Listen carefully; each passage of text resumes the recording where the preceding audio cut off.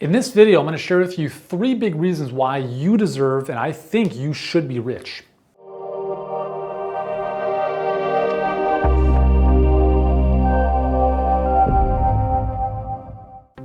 Hey guys, Uriel Kaim here, founder of Healthpreneur.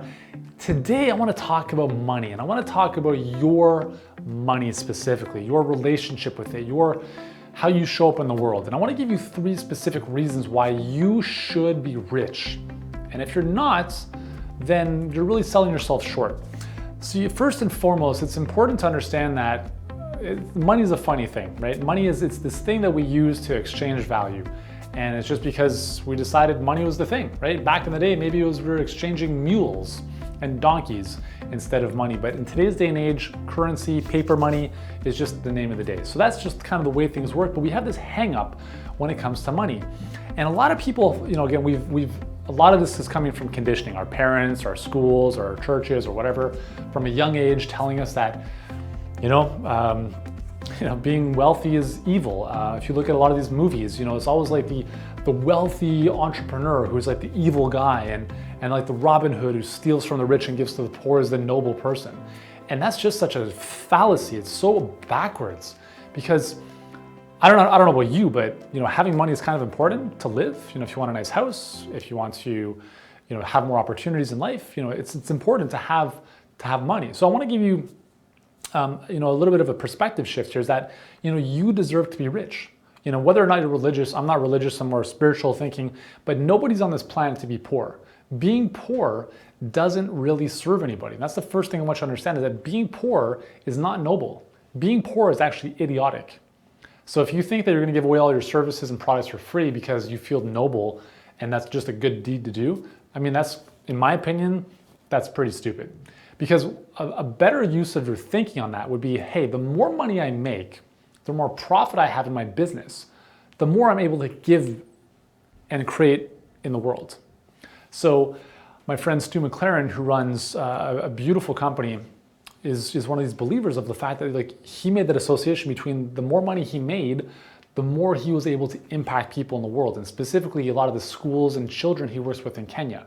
And that's, for him, just a beautiful relationship. So in your life, think about who are the people you want to serve, and understand that you can't serve them if you don't have any money, right? So if you want to create change in the world, it requires money.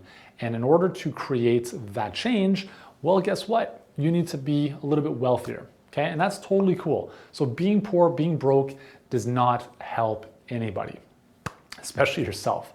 The second thing is that, I tell people, I'm like, strive to become a multimillionaire. Strive to make a lot of money, not because of the money in and of itself, but who you become in the process. There's a very different person. And again, I'm not saying that, some people are better than others. I'm just in terms of personal evolution. There's a very different makeup between somebody who is earning millions of dollars versus somebody who's flipping hamburgers at McDonald's. The reason the person flipping hamburgers at McDonald's is earning minimum wage is because anybody can do that. Millions of people could do that, and potentially in the future a robot could do that. The reason that the top level entrepreneurs and CEOs and thinkers and creators are earning all the money they do is because very few people can do what they do. They bring a unique value to the market that is very rare. And that's why they get paid what they do.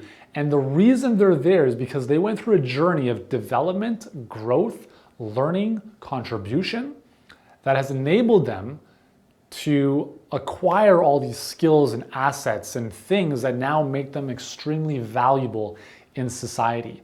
The person who's flipping burgers at McDonald's, whether they're 15 or 30 or 50, hasn't gone through that same evolutionary path to be of more value to the workplace, to be more value to the marketplace.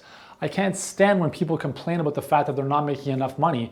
Here's the reality check. If you come to me asking for a raise, I'm going to come right back to you and say, listen, why should I give you a raise? Give me the reason why. And your answer should be because I'm adding more value to it. I'm adding more value to the company. I'm doing this, this, and this. But if you're not coming to me, then guess what? I'm not going to come to you and say, hey, you deserve a raise. You have to prove your worth. If you want more money, become more valuable to the people you serve, whether that's your own customer base or a company that you're working with. Until you become more valuable, you don't make more money. So you become an amazingly valuable person in the process, in the pursuit of money. Obviously, money is not the end, but in terms of adding more value and wealth to the world, you become a creator, first of all, right? Because all money follows value. Value is simply creation, whether that's something you thought up and created, whether it's a book, a product, an idea, right? That's creation. You're creating solutions for people. Second is you become a victor, not a victim. Victims complain that the world is against them, life is against them. Creators, on the other hand, take responsibility for their life. They're victors. They're saying, listen, sure, stuff is not the way I want it to be, but I stake my claim. I'm going to be responsible for making it the way I want it to be. That is how you create value in this world. Not by saying, poor me, why don't you give me some handouts? That's not going to work.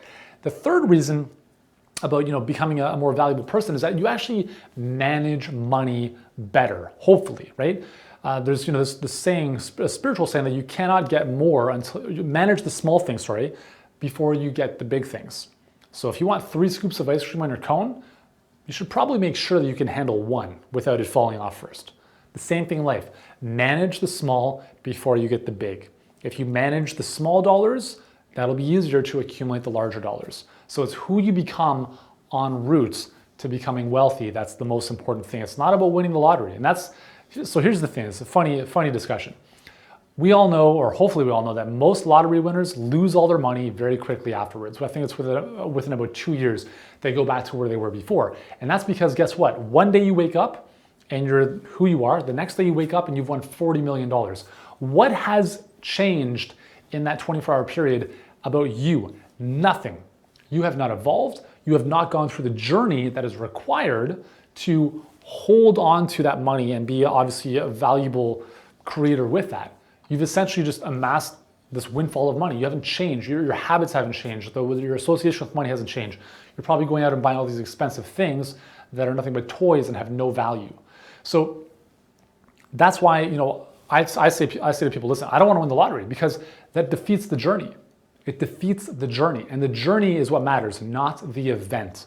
Go through the journey of becoming a multimillionaire. You will be much better off when you look back on your life than somebody who just falls into money. Guarantee it. The third reason that you should be rich is that you just live a better life, right? If you've got kids, they have access to better schools, better food. You can travel first class instead of coach. And believe me, there's a huge difference. It sucks traveling in coach when you're cramped up against the seats. Little things like that. You're able to live where you want to live in a better house. Little things like this, never feel bad about them. Never let other people make you feel guilty about having the things and living the life you want to live. Because all they're saying is that they don't deserve this. Okay, but don't let their nonsense get into your head. I live in the house of my dreams. I have my dream car. I've got my, my kids and all that stuff. I love everything I have. I'm very cognizant of the fact that my house and my car are just things. But those are pretty much the only 2 things I really care about when it comes to material things. Everything else I could care less about. For me, what's most important are the relationships I have and the value that I put out into this world. And I never get those confused. So don't think that just by having money, you should feel bad about buying stuff. You can have the toys. By all means, you're on this planet to enjoy it. Have the physical toys. Go through that process. But at the same time, understand that that's not going to make you happy. You have to be happy first before that stuff comes into your life. And really focus on what matters in your life, which is, again, not the superficial nonsense. So again, that's why I think you should be rich. If you've got an issue with money, that's a personal journey that you have to go on to work on your self-worth and your association or relationship with money. It's a little bit more involved than what I can share with you in this video, obviously, but doing things like a Tony Robbins weekend with Unleash the Power Within, these types of events where you can work on your limiting beliefs and really move yourself to a more empowered position can make a huge difference. So anyways, what do you think? Am I crazy? Doesn't matter. Doesn't really matter what I think. All that matters is that you enjoy this video, give it a thumbs up, share it with your friends, subscribe to the channel so that you don't miss any more healthpreneur videos coming your way. And if you want to take your online health business to the next level, then be sure to join me over at healthpreneurgroup.com. Got tons of great resources to help you do that over there. All right. So for now, go out, add value to the world, make more money, and I'll see you in the next video.